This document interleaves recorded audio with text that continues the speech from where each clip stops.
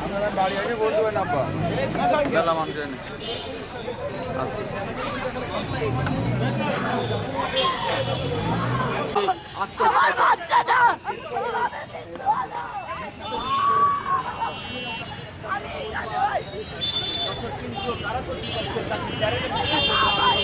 তবে সেখানে কিন্তু মেলেনি। পরবর্তীতে কারা কর্তৃপক্ষ মানবিক দিক বিবেচনা করে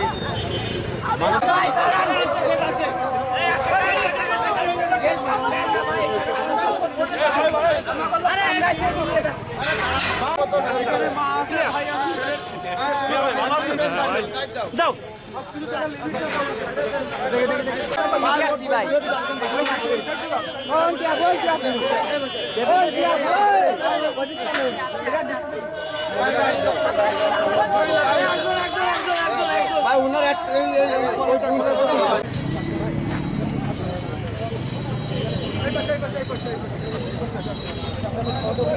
কান্নায় কিন্তু হারিয়ে গেছে।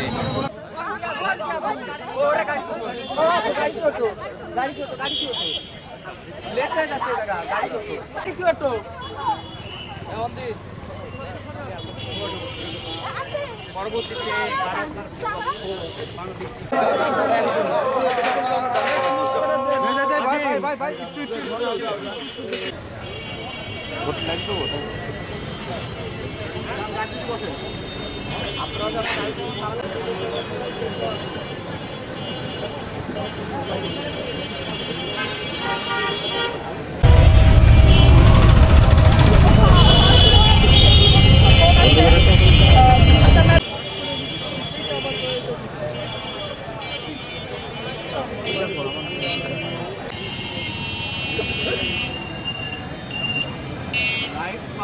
ধরো ওই জায়গায় লাইট আছে ঠিক আছে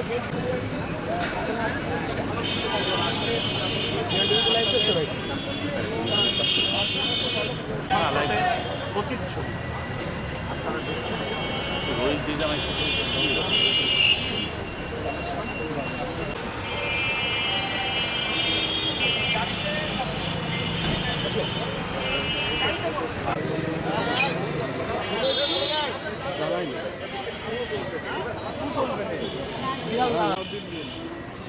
সেটা ওই বিবিসির সংবাদেও করেছে বুঝছো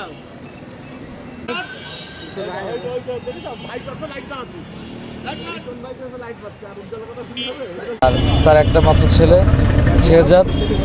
ওরা গতকালকে দুপুর 1:30টার সময় ফাঁকা বাসায় দুজনেই আত্মহত্যা করছে, এতটুকু আমরা জানি। পোস্টমর্টম করা হয়েছে, এটা পরে লোকমুখে জানি।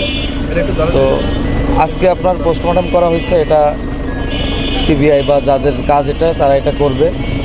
তবে মানবতা জিনিসটা এখন আসলে নাই দেশে, কারণ একটা দেশে রাজনীতি যে কেউ করতেই পারে, কিন্তু এই রাজনীতির কারণে অনেকগুলো পরিবার নষ্ট হয়ে যাচ্ছে। তো সেক্ষেত্রে আমরা পরিবার থেকে চাইছিলাম যে তাকে প্যারোলে মুক্তি দিয়ে অ্যাটলিস্ট তাকে জানাজায় অংশগ্রহণ করে সে তার বউ বাচ্চাকে দেখুক। এবং তার সবচেয়ে বড় আক্ষেপ ছিল সে গত 11 মাস আগে অ্যারেস্ট হয়েছিল, এবং যখন সে অ্যারেস্ট হয়েছিল তার 2 মাস পরে তার বাচ্চা হয়েছে। আর সে খুবই মানে ইচ্ছা প্রকাশ করতো যখনই দেখতে আসতো গেটে বা জেল গেটে, সে আগে বাগেরহাটে জেলে ছিল, এখন যশোরে নিয়ে আসছে। সে সবসময় চাইতো তার বাচ্চাটাকে যেন সে একটু কোলে নিতে পারে। সে সবসময় আক্ষেপ করে বলতো যে আমি আমার বাচ্চাটাকে কোলে নিব। এবং একটা চিঠিও লিখছিল লাস্ট, আপনারা হয়তো দেখছেন অনেকে ফেসবুকের কল্যাণে বা গণমাধ্যমের কল্যাণে দেখছেন যে একটা লাস্ট যে একটা চিঠি ছিল, সেটাতে লাস্ট কথাটা ছিল তার ওয়াইফের উদ্দেশ্যে যে আমার মারা দেখে রাখিস, আর আমার বাচ্চাটাকে কোলে নিতে পারলাম না, এটা আমার খুব কষ্ট লাগে। তো সে তার বাচ্চাটাকে আর জীবন্ত কোলে নিতে পারলো না।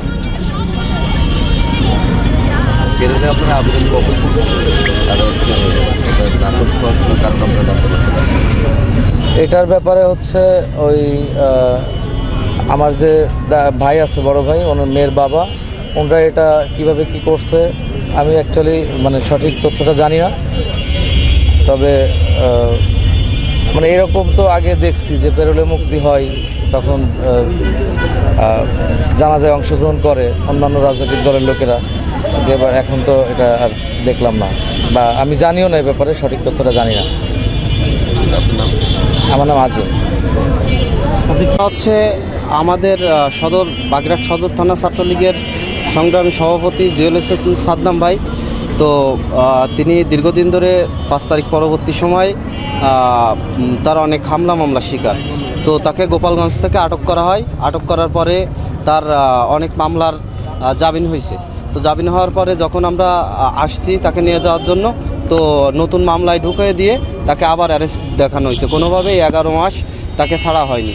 তো এক প্রকার ডিপ্রেশনে বাবির এই যে অনাকাঙ্ক্ষিত ঘটনা, বাসায় কেউ ছিল না, বাচ্চা এবং বাবি ছিল। পরবর্তীতে দেখা হয় যে বাবির এই অবস্থা। তো আমরা ভাইয়ের প্যারোলে মুক্তির জন্য আবেদন করছিলাম জেলা সাহেবের কাছে। তো কোনোভাবে তিনি মুক্তি দেননি, আমাদের এখানে নিয়ে আসতে বলছে। তো আমাদের তো অনেক ভোগান্তির ব্যাপার। আসলে পরিবার তো সবারই আছে, তাদেরও বোঝা উচিত যে তার ফ্যামিলি বলতে তার বাচ্চা, ছোট বাচ্চা এবং ওয়াইফ, তো দুজনই তো নাই।